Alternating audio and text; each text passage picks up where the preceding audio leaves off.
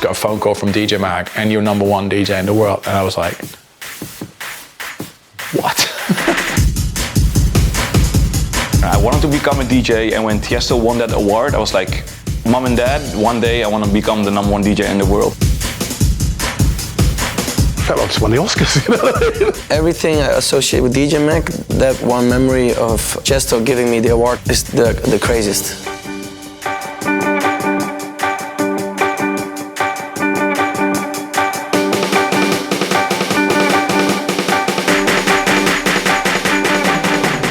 The amount of people who are invested in it, who's where, who's #1. You're going to look at it, you're going to see the rankings, you're curious to see who's top 10, who's top 100, who's made it. People really want to be part of that top 100. It's like everyone's fighting for that. And there was a poster in there of the top 100 DJs. And I always was looking at this poster and I was like, one day I'll be there. Sometimes when I've looked at it over the years, I'm like, what? But it definitely felt like it was quite a boys' club in the early days. You know, I could count the number of female DJs on one hand. You need to be represented. When Top 100 DJs reached 1 million votes, we knew really it had completely outgrown the magazine. The readers, the fans, it's their poll. It's raised the importance of dance music. It's a beast within itself these days.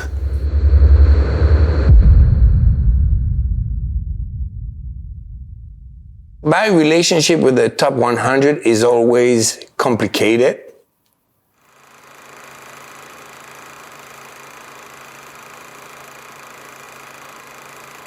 I first came across DJ Mag 90s when it first came out. It was kind of a Bible. It was like a kind of get it every week and devour it from cover to cover. It was one of the first magazines that actually noticed that I was on the scene and trying to make some little mini waves of my own. DJ Mag kind of came around where kind of house and techno music, electronic music was started to take hold. It turned into the Bible because they had the finger on the pulse. There was no internet then. You got all your information from flyers. So to have a music magazine was something like amazing. DJ Magazine was #1 for me as a, up and coming DJ, wanting to be DJ, clubbing kind of person. It was all about that for me, so it was really important. At the end of the year, DJ Mag staff would pick DJ of the Year, and in 1992, this accolade went to Smokin' Joe. Flabbergasted, absolutely, because you got people like Carl Cox and I think it was Judge Jules again up there, and I was like, okay, this is cool. So yeah, I was a little bit sort of sheepish about the whole thing, to be honest. Top 100 DJs evolved from DJ of the Year, and in 93, the first list was compiled to celebrate the 100th issue of the magazine. Wow, look at that. I remember this so clearly. Good God. I look at the young Carl Cox. And as you can see, going right back, I had hair. There wasn't really a plan or a strategy. At that time, it was very UK central. Carl Cox, Lisa Loud, Norma J, DJ Paulette. It was primarily UK DJs in the first top 100 list. What's funny about being included in that list is I forgot. A lot of the US DJs were massive at the time there. Morales, Todd Terry, Masters at Work. From the US, it was me, Frankie Knuckles, Louis Vega, Roger Sanchez. Well, for me, the top 100 DJs throughout the 90s was all about Carl Cox. It's absolutely fantastic. It's one of the best parties I've done in a really long while.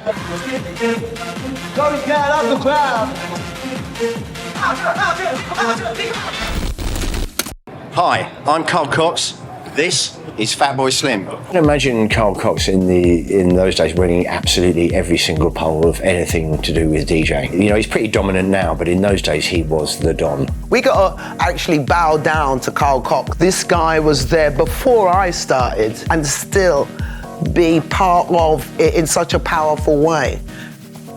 If I think of my early years, I think Carl Cox. Carl Cox stood out because of his energy. He was one of the first DJs, if not the first DJ, to do 3-deck mixing. I just remember watching him and the excitement from everyone in the crowd that he was on. Everyone was treating him like like a god, and he still is treated like a god, isn't he? You know, I've known Carl since the sort of mid to late 80s, playing with him at the Zap Club in Brighton. He's the same now as he was when I first met him. That's what, there's no ego there. I think there's nobody on the planet who hates Carl Cox. He's been, you know, such a great ambassador for the scene. And yeah, I think he's the people's favourite still, isn't he, after all this time? It doesn't matter where he plays, the crowd just goes nuts when they see him. Fantasia, make some noise for Carl Cox! You see my life flash in front of me. Well, you can see the expression on my face. I'm just like, well, okay. Sitting there and in front of all these people, and you know that I'm not going to win this, but I'm going to support whoever wins it. So when my name came forward and Carl Cox, I was just like, felt like I just won the Oscars, you know what I mean? It became obvious that it was going to be difficult for us to keep deciding who should be in it. That's probably when we decided to put it out to the public.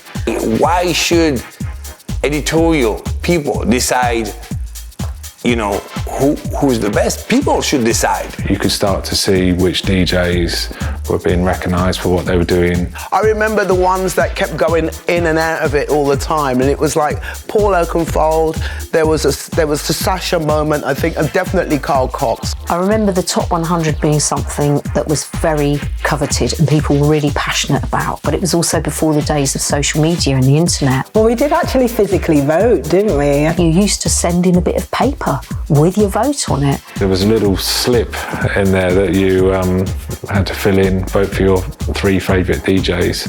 I definitely remember like great big Royal Mail bags full of votes. And each year it got more and more. Real fans of electronic music would send in their votes. So it was an effort to do something like that, and it showed how invested people were in the scene that actually bothered to vote for DJs. It seems very archaic these days, but at the time you didn't know any different, so it didn't matter.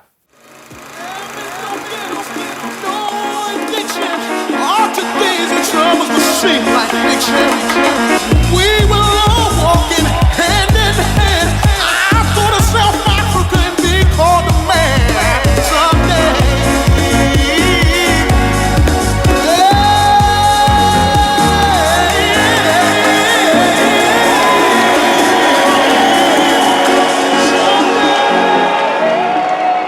I like to think that people voted with their feet. I like to think that people voted with their ears, and being the DJ's DJ, I basically set the standard, the ideal of if you're going to get this accolade, that it's deserved. Paul Oakenfold knocked Carl Cox off the top spot in '98 and then in '99, largely thanks to his residency at Cream. I was very happy because, I had a target on my back, so, the only place you can go from the top is down.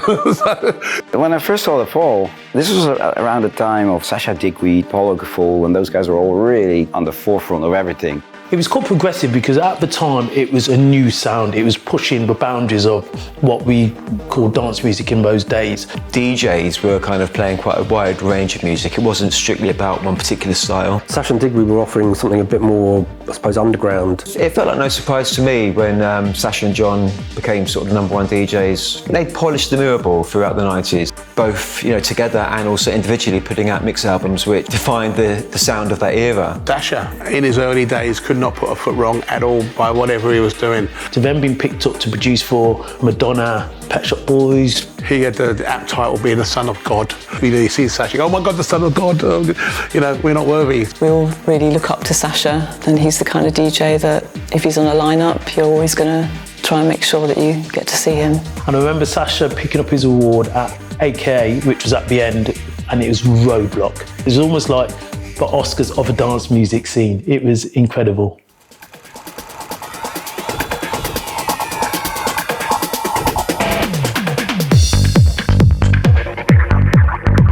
I mean, as I said, the haircut's slightly different. I've never been a smiler in my photographs, have I? At that time, all these DJs were the people I looked up to, and when they announced my name, it was fantastic. So I'm not gonna lie, it was a nice feeling. I think at the time he was doing his Thursday nights at Bedrock, at Heaven. We basically hijacked it. It became this massive DJ Mag Top 100 after hours, after show party. One of those legendary events of the day. Brilliant. You know, when I was number one, I almost kind of went into my shell a little bit because I hated turning up at a gig and everyone would go, and here he is, it's the number one DJ in the world. And I'm thinking, wow. I felt a bit uncomfortable being lauded as you're the best. It's not about, you know, being first, it's about being consistent. That's the best award for me, still after all this time, wanting to do it every day.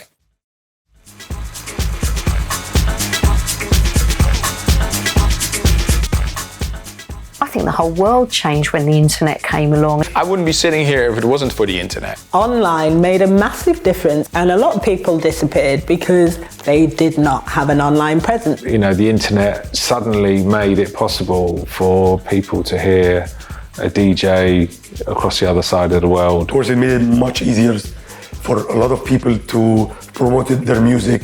Internet voting was the catalyst for the international explosion of the Top 100 DJs poll, as it was for the dance music scene in general. What we saw when we went digital was, you know, more Germans, more Dutch, and more people just from the wider international ecosystem were suddenly getting into the poll. It was becoming a monster.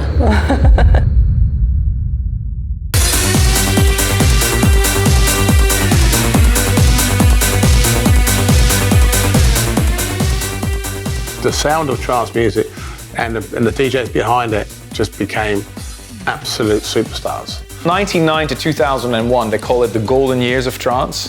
They were just like so special. All the big DJs at that time were playing trance. I was never ever into trance, didn't get it, didn't like it, not my thing. I feel like everyone was into trance. Trance was a massively popular genre, and then you had clubs with absolutely devoted acolytes like Gatecrasher. Everyone was just so open-minded. You came in and it was more like a big family gathering and we all enjoyed the music, and I was just in the fortunate position to actually play the music, to choose the music. If not, I probably would have been down there just jumping up and down with everyone. It just became the most popular sounding music. If you wasn't playing trance, you're getting nowhere near the top 100. They were playing to ridiculous crowd. That sound fitted those big, massive arena type gigs. Paul van Dyk, Ferry Corsten, Paul Oakenfold, Armin, Ali and Filia. If we're gonna have the conversation about trance, Tiesto has to be in that conversation.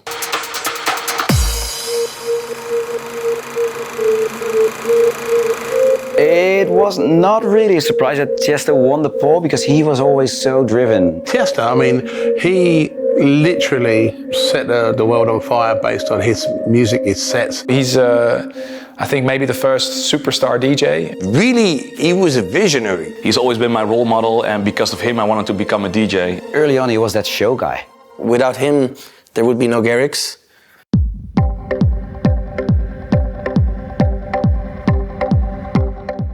Tiesto was working in the record store where I used to buy my records. I was the one always asking for a certain type of music, and he was my guy to go to for that type of music. Before we both had our sort of breakthrough in whatever form, we were already just hanging out, and I was on Friday night, I was always there in the store, and you know, he started doing more the super high profile gigs, and then you know, the Gelderdome here and the Olympics, and yeah, I've really seen it all happen with Tiesto. I got in touch with electronic music through Tiesto because he was performing at the Olympics in 2004. My mom, she grabbed me, she was watching the ceremony. I don't know, the music did something with me. When he played to, you know, thousands of people at the Olympic Games, that was just phenomenal. And he did all of that on vinyl. I mean, he probably wouldn't do that on vinyl today. I know I wouldn't. That was for me like such an eye-opener. I wanted to become a DJ, and when Tiesto won that award, I was like, Mom and Dad, one day I want to become the #1 DJ in the world. I saw a DVD of Tiesto's concert. I was like, what the fuck is he talking about? For me, if a concert is playing live music, and it felt to me like a scam, but actually the guy had a vision. It was like 10 years in advance that people who come see a show, they come see an artist, not only a DJ. Up until I won it, most of the DJs, Carl, Paul, Sasha, myself, you got the award, thank you very much, this is great, put it on the mantelpiece and then carried on as normal. And then if you look at Tiesto, big tours, big stadium events, big marketing, And fair play to him, you know, he took it in a different direction. I think when Tiesto won a third year, we thought he was just going to keep on winning and winning. It was sort of, he was so unassailable, and the number of votes he was getting to be number one was so high that it did feel that he just sort of cornered the poll completely.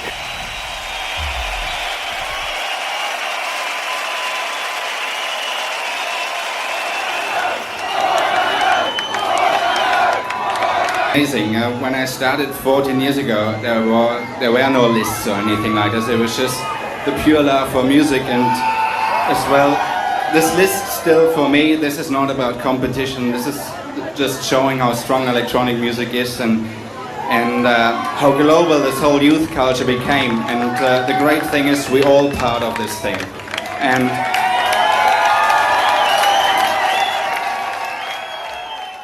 Paul van Dyk, at that time, he was untouchable.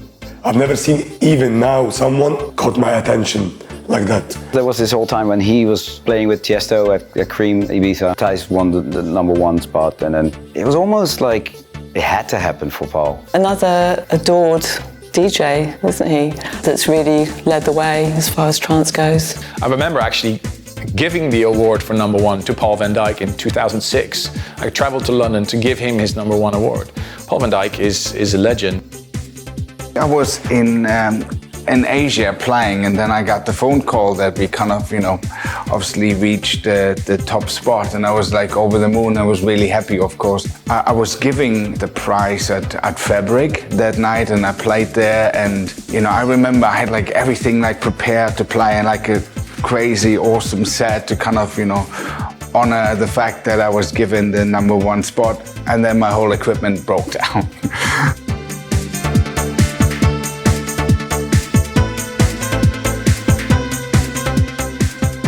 I know you might not want to hear it, but no, I you know, it's like that was never something that drove me to kind of like win an award or kind of be on top of that list. It is a great honor, don't get me wrong, but again, that doesn't motivate me. What really motivates me is kind of like doing the best I can to present the music that I love so much in the best possible way, and see the reaction, see the smiles in the crowd, see the energy that's coming from the crowd. This is what drives me. You're not going to believe it, but I just got a phone call from DJ Mag, and you're number one DJ in the world. And I was like, what? Honestly, I couldn't believe it. This was 2007, and yeah, that was probably one of the happiest moments in my life.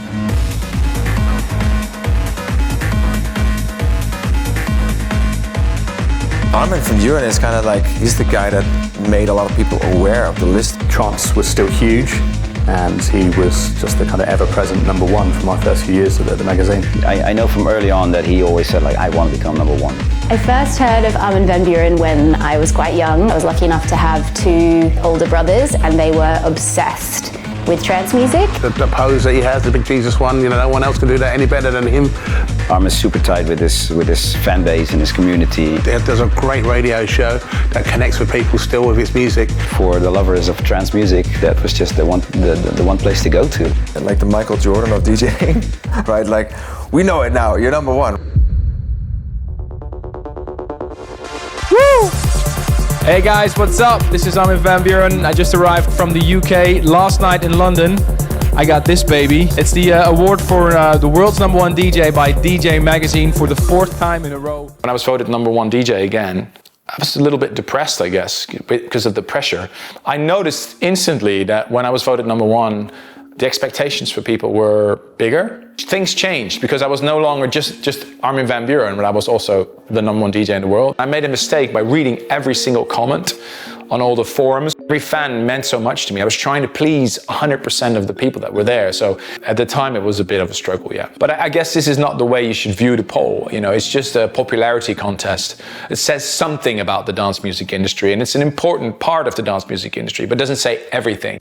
I don't know what to say, guys. Thank you so much. Hope to see you at Armin Only or State of Trance 500. Keep rocking the trance family, and see you soon in the State of Trance. Yes!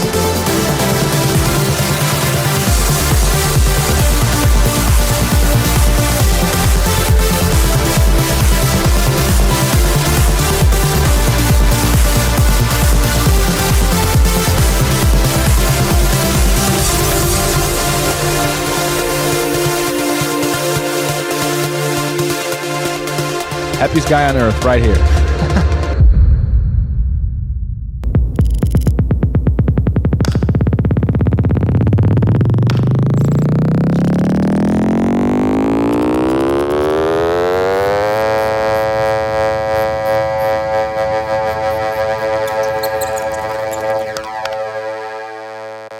So EDM basically took over the world. EDM was huge. Explosion of EDM. It dominated everything.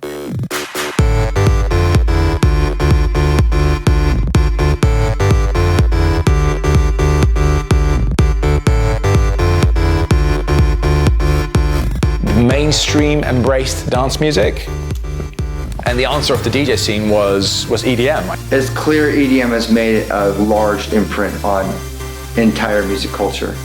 What I have to say about EDM, I mean, you know, it was an evolution of sound. You can't neglect evolution. You can't stop that juggernaut, the popularity of it.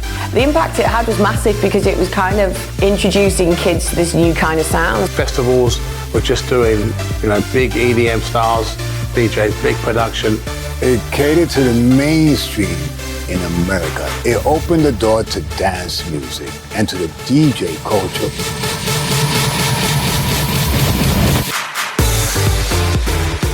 A lot of people don't understand underground dance music, but dance music makes you feel happy, it makes you feel good. So EDM, I suppose, is giving it a little bit of an essence of that, but making it accessible to the wider audience. So, you know, you've got a lot of young people who maybe have not been into dance music before. It was a platform for them to come and see this. Just like what trance was in the early 2000s, the early 2010s, the same thing that was EDM. EDM was definitely completely international.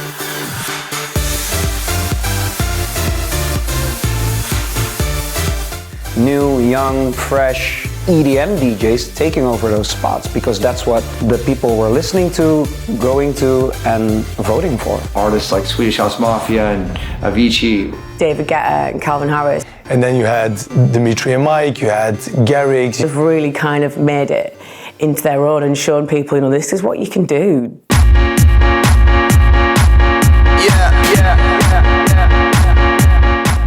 David Guetta was like at the pinnacle of the EDM. He was the one who had the real showmanship.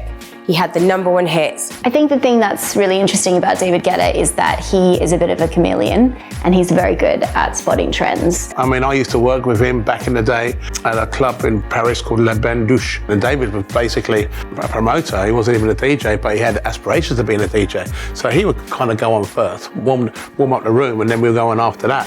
And then he kept doing that, and eventually the table started to turn, and David Guetta was like doing stadiums for 45, 50,000 people. We're like, it used to warm up for me, you know, back in the day. Anyone who delves into David Guetta's history for a moment or two will know that back in the 90s, DJing on vinyl, doing those 2-3 day parties, playing very legitimate French house and I guess underground dance music. I have a privilege of getting to work with Guetta week in, week out at Future Rave. And what I've learned from my experience is that the man is obsessed with music. His dance tracks were played on US radio first, because he was the first one to actually work together with big R&B artists in dance music. So he made the crossover between underground dance music and radio, and that opened doors for all of us. I guess he's built that lovely kind of brand around him, which is important, I think. It's definitely a different animal now. It's not just you playing music. And it's a big honor for me to present the #1 award to Mr. David Guetta. 2011, when I didn't win the DJ Mag Award for the first time in 4 years, and Guetta won it. Armin, that is a very good friend of mine, was winning before me. It was in Amsterdam, the passenger terminal, I think. And I said, I want to give this award to David because he's a good friend of mine. No, guys. And the trance community were so mad. People started booing. I said, no, this is not right. Guetta has won this award. It was an interesting moment. This guy got the most votes, most support around the world. Give him a round of applause, Mr. David Guetta.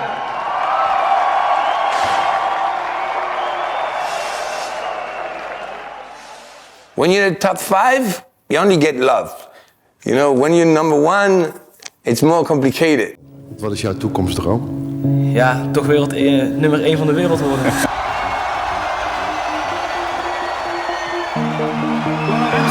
just so amazing.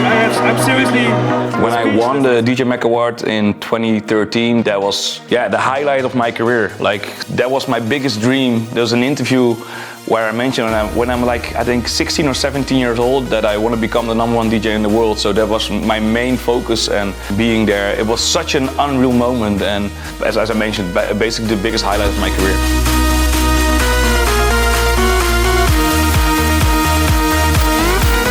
24 hours later, when I won the award, I was all over the news, including CNN and every newspaper in the world. And I was a little bit hungover because we celebrated it, and I walk on the street and everybody wants to take a picture. I was like, oh wait, it changed everything now. So like all of a sudden, in 24 hours, I was like world famous.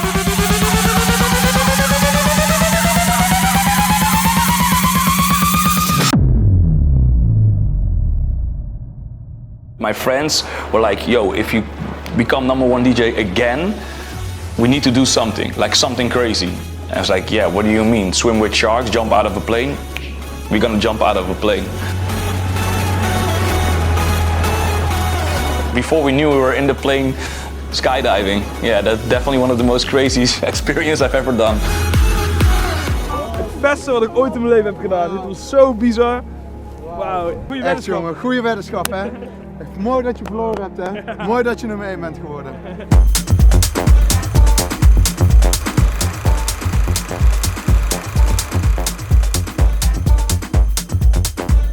In terms of the awards parties, it's very hard to say which one stands out the most. It was a raucous time. The first DJ Top 100 party we did was at the end. There was only room upstairs for about 300 people. I remember the awards parties, they were quite a thing. And it wasn't initially, it was smaller events. When I first started, the awards were presented on a Wednesday night at Ministry of Sound, £5 charity entry. People would like queue around the block. Got to imagine the lineup on these parties, you were getting festival lineups on a school night, which is, you know, something special in itself. It was a lot of fun, but it was also a bit chaotic because we weren't party promoters really, and yet suddenly we were doing a big awards ceremony. After exhausting all the big London nightclubs for awards shows, it was decided in 2011 to take the Top 100 Awards show to Amsterdam. Yeah, we wanted to bring DJ Mag to the Netherlands. So if I can still remember, it was in the passenger terminal. We did it there 2 years in a row. It was always sold out. Everybody was excited. And latterly, we were the climactic moment of AMF, the Amsterdam Music Festival, which was a huge profile builder for the brand. Seeing the #1 being announced in front of such a huge audience was amazing. Seeing the Top 100 DJ parties going from small underground venues to festival arenas, it just speaks for itself. It's a beast within itself these days. Tomorrowland! Let's fucking bring it back once again. But I still remember how excited we were and how excited everybody was. Like us in the Tomorrowland team, we did a barbecue outside the offices to give everybody the big news. First year that Dimitri Mike won it is something that you won't forget. Yeah, that was completely surreal. I think it took a couple of days to actually have that news sink in.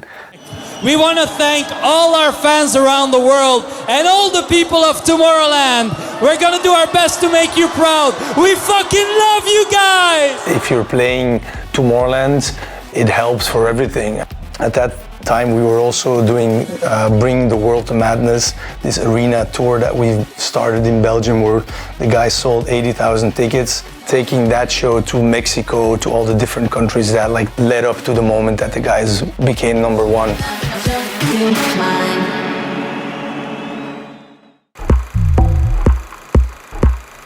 So when Top 100 DJs reached 1 million votes, we knew really it had completely outgrown the magazine and it was its own product. As the poll grew, came a certain amount of criticism with it. It's a popularity poll, so you can have criticism on the poll, but it's simply who's the most popular DJ in the world. There's no such thing called as the best DJ.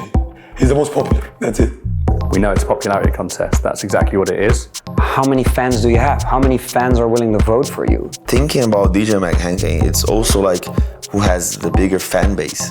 Music is not a competition, so in the end, I think being #1 just means that what you're doing is appreciated by a lot of people rather than being the best in comparison with your colleagues. For me, it doesn't matter. It doesn't justify where I am. People should stop saying like, yo, but he's not the best DJ, he's not talented, whatever. At least he's popular. So it doesn't matter how he did it or she did it, but she made it. And that's something you should respect. It's similar to a relationship with success, you know? It's like, whether you want to say it or not, you want it. But when it's not there, it's easier to hate on it. People always ask me how important is the list. If you're not in it, it's not important. If you're in it, it's super important, right? And I did put out a post not long ago going, I don't need Top 100 to tell me that I've headlined Glastonbury, I've sold millions of records. For someone like me, that sounds really chippy, doesn't it?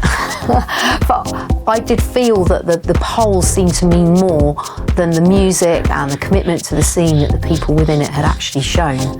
I'm not necessarily a huge fan of popularity contests, but I do appreciate fans showing up.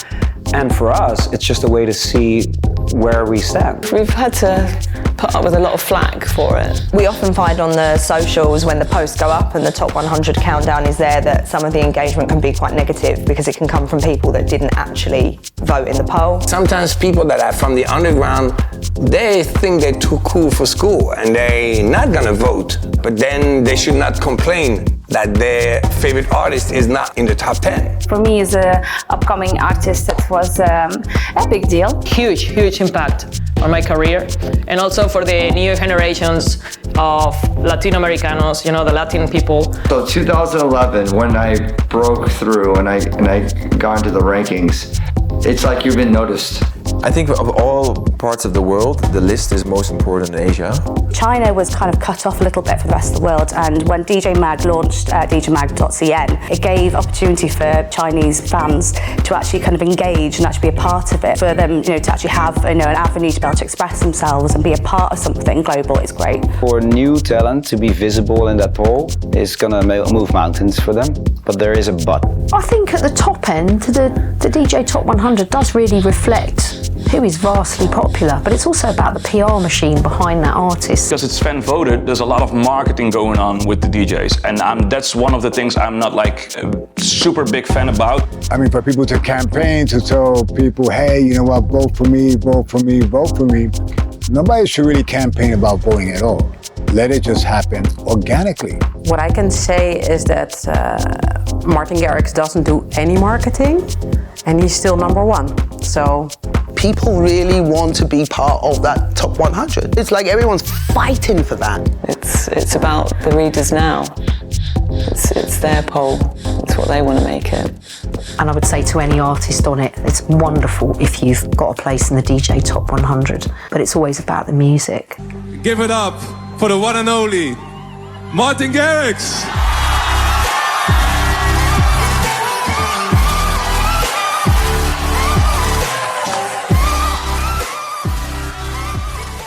Everything I associate with DJ Mag, that one memory of Chesto giving me the award is the craziest.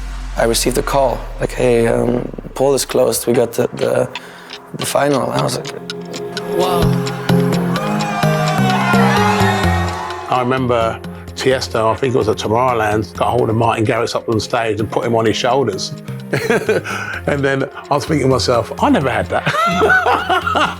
I first heard of Martin Garrix, I think the same time that maybe everybody in the world first heard of Martin Garrix, which was when he had a huge hit with his breakout song, Animals. Martin Garrix was just out of his teens when he won the Top 100 DJs, making himself the youngest ever winner. He'd got there so quickly because of the success of that track and the hype around it at the time. Animals was the start of all the craziness. From the moment that song had released, my whole life's been like flipped upside down.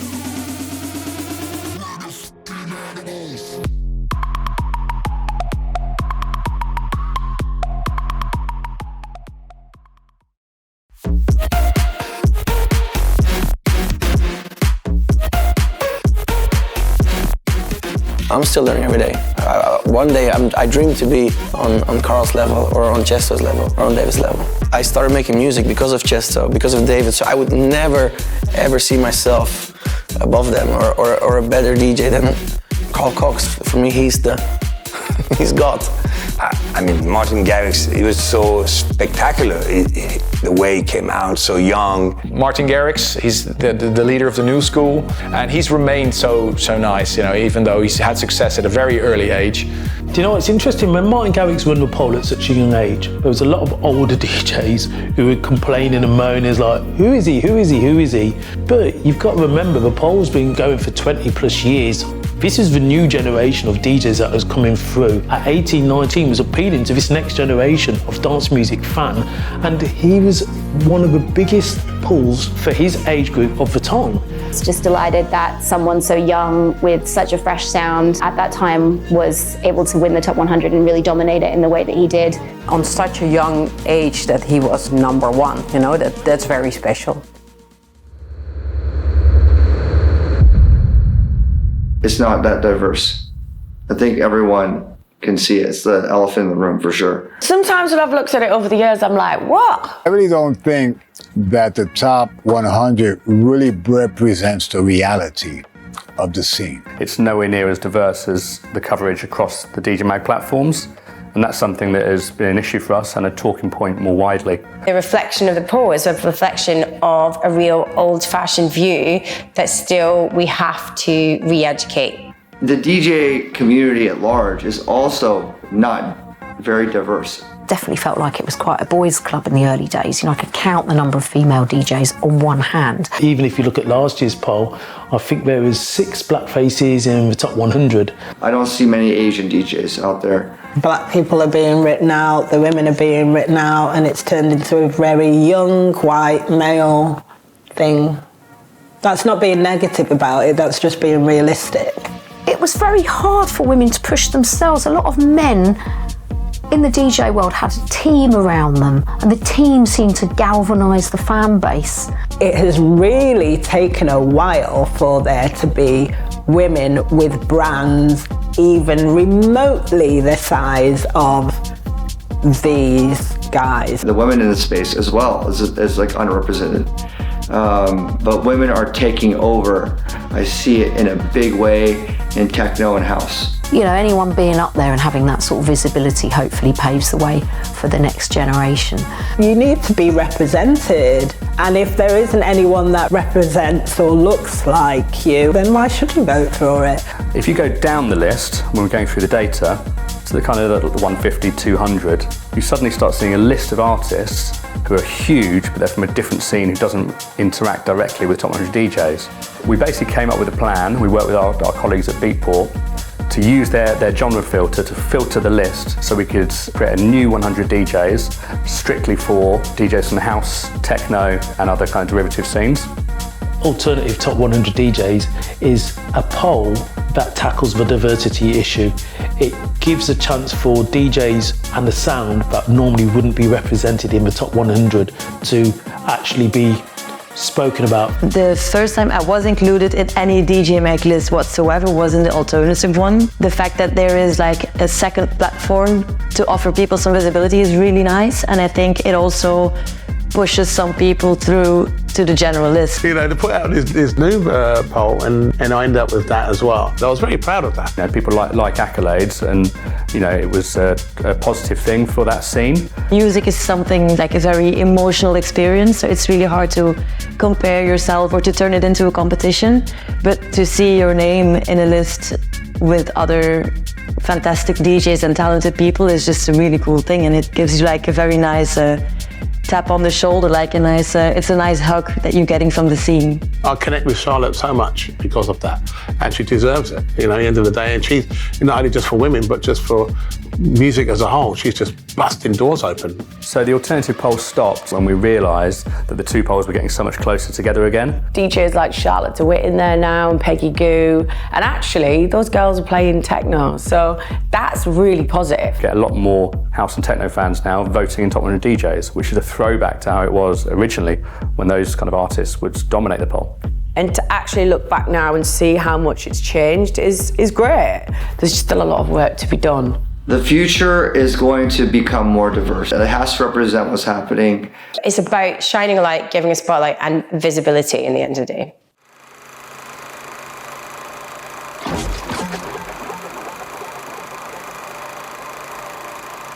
My relationship with the top 100 is always complicated because I had moments where I was hating it because I felt like I was misrepresented. I think the second time felt probably better than the first time. I didn't win because of my hits. I came back with a Future Rave. I felt very comfortable. Those are my foundations. Problem with success and when you cross over, you have your foundations and then you add this layer. You come with a crazy hit record that touches your community and outside of your community. And then this is a little bit addictive because of course your shows become crazy, your fees go to the roof.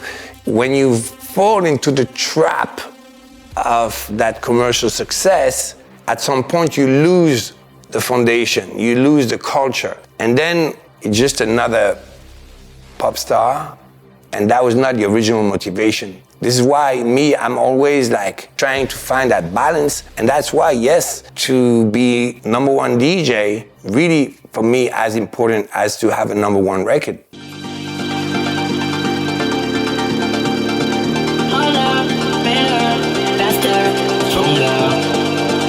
What a view. I got the news that we were back on number one, and I didn't really expect it, to be honest. Big shout out to DJ Mag for placing me here. It was exciting because we released Sentio, which was a full club festival album. I spent a lot of time in the studio working on new stuff for the sets. It was nice. It felt really grateful. My goal was not to be number one on the list. Every year I'm blown away by the support, by the votes, and by everything. And it still feels very surreal to be part of that list. It didn't really hit me how big it was, the DJ Mag poll, and how big dance music had become. It's only now, looking back at it. I think it was almost like inevitable with the rise of dance music throughout the world.